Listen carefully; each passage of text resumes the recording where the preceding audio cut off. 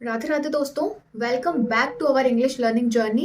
So, yesterday I learned about modal words and today I learn about modal word part 2. तो आज मैंने modal verb के बारे में पढ़ा है और मैंने एक ग्राफ के जरिए modal verbs को अच्छे से समझा है। तो बिना देरी के जल्दी से शुरू करते हैं कि मैंने क्या पढ़ा है और कैसे मैंने समझा है। राधे राधे दोस्तों, welcome back to our English learning journey. So today I learn about modal word part 2. So yesterday I cover modal part 1 and today I cover modal word part 2. तो modal verb में आज मैंने क्या सीखा ये मैं जल्दी से आपको बता देती हूँ. तो सबसे पहले कल हमने जो देखा था उसी के आगे का पार्ट मैंने देखा है और एक ग्राफ वाइज देखा है कि नीचे से ऊपर किस वर्ड का कैसे कैसे हम यूज करते हैं. जैसे कि अगर हम नीचे से स्टार्ट करें तो सबसे पहला जो वर्ड आता है वो आता है माइट. ठीक है, तो जो हमारा माइट है, माइट हम कब यूज करते हैं?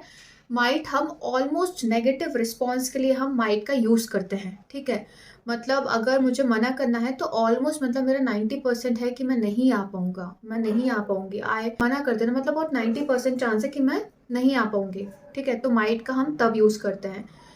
फिर उसके ऊपर है मे. मे क्या है?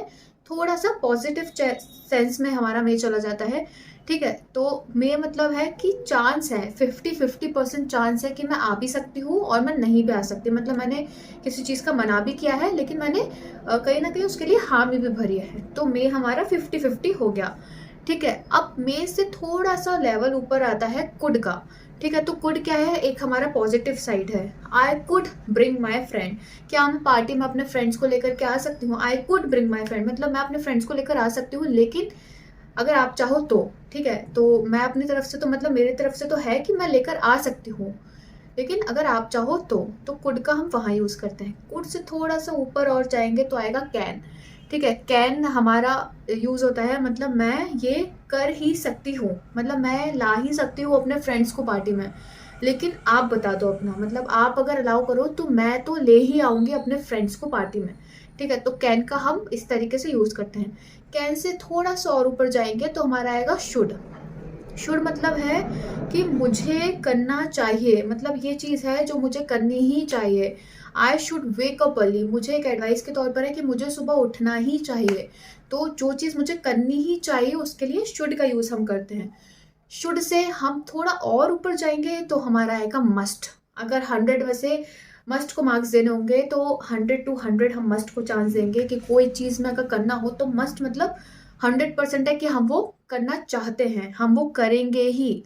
ठीक है, करना ही होगा. मस्ट मीन्स करना ही होगा. ठीक है, तो I must remember to call them. I must remember मतलब मुझे याद रखना ही होगा, उनको बुलाने का मुझे याद रखना ही होगा. मस्ट मतलब कोई चीज़ करनी ही होगी. ठीक है, उसमें हम मस्ट का यूज़ करते हैं. ठीक है, तो ये एक ग्राफ था मतलब नीचे से ऊपर का, जिसमें से पहला था माइट जिसमें आपका नेगेटिव रिस्पॉन्स आता है. उसके ऊपर था अपना मे जिसमें से 50-50 रहता है, हाँ भी और ना भी. उसके ऊपर था कुड. कुड में मतलब थोड़ा सा पॉजिटिव साइड आ जाता है कि हम वो कर सकते हैं. कैन मतलब कि मैं वो कर सकता हूँ लेकिन आप बता दो. शुड मतलब मुझे करना ही है, मुझे करना ही चाहिए लेकिन आप बता दो उसमें कि मैं करूँ या फिर नहीं. मस्ट होता है कि मुझे ये करना ही है, मुझे मतलब मैंने डन ही हो गया है, करना ही होगा मुझे. तो ये मैंने आज मॉडल वर्ब्स में पढ़ा है. मॉडल वर्ब्स का हम नेगेटिव और देख लेते हैं कि इनको नेगेटिव में कैसे चेंज करते हैं. जैसे हमने पहले भी देखा है, पहले भी मैंने ये पढ़ा था कि नेगेटिव में सेंस को मतलब सेंटेंस को नेगेटिव फॉर्म में चेंज करने के लिए हम नॉट का यूज़ करते हैं. ठीक है, वैसे ही जब मॉडल वर्ड्स की बारी आती है जैसे कि शुड, तो शुड में नॉट लग जाता है तो वो शुड नॉट हो जाता है. कुड में नॉट लग जाता है तो कुड नॉट हो जाता है. इसके एग्जाम्पल है we should not disturb other, हमें दूसरों को डिस्टर्ब नहीं करना चाहिए. We can not reach school. ठीक है, लेट, हमें स्कूल लेट नहीं पहुंचना चाहिए. We can not make so much noise, हमें ज़्यादा शोर शराबा नहीं करना चाहिए. तो ये थे मेरे मॉडल वर्ड्स जो मैंने पढ़े थे. काफ़ी हेल्पफुल था चार्ट के हिसाब से, काफ़ी चीज़ें मतलब क्लियर हुई, काफ़ी कुछ समझ में आया. मॉडल के बाद अब हम बात कर लेते हैं अपने वोकैब पोर्शन की. तो वोकैब में मैंने आज सिर्फ 2 ही वर्ड लिए क्योंकि थोड़े डिफिकल्ट थे और ज़्यादा वर्ड याद नहीं रहते, इसलिए मैं सिर्फ 2 ही वर्ड लिए हैं। पहला जो मेरा वर्ड है वो है सर्क्यूलोशन। सर्क्यूलोशन, सर्कमलोशन।